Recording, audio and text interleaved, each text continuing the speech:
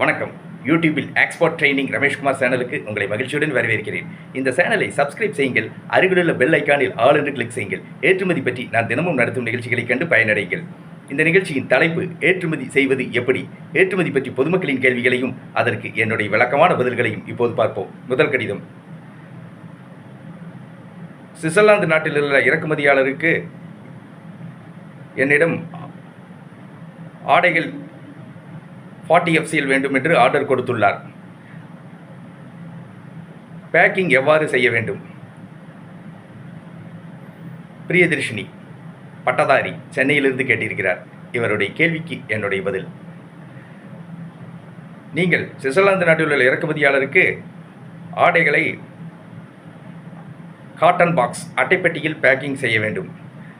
அட்டைப்பெட்டியின் நீளம், அகலம், எடை அனைத்தும் இறக்குமதியாரின் விருப்பப்படி இருக்க வேண்டும். அட்டைப்பெட்டியின் தரம், குவாலிட்டி இறக்குமதியாளரின் விருப்பப்படி இருக்க வேண்டும்.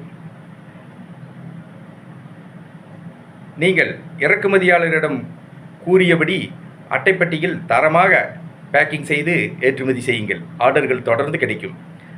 நான் ஏற்றுமதி பற்றி பயிற்சி வகுப்புகளை நடத்தி வருகிறேன். ஏற்றுமதி பயிற்சி வகுப்பில் ஏற்றுமதி நிறுவனம் தொடங்குவது முதல் பொருட்களை கப்பல் மூலமாகவும் விமானம் மூலமாகவும் வெற்றிகரமாக ஏற்றுமதி செய்வது வரை அனைத்து விவரங்களையும் ஏற்றுமதி பயிற்சி வகுப்புகளில் விளக்கமாக கற்றுத்தருகிறேன்.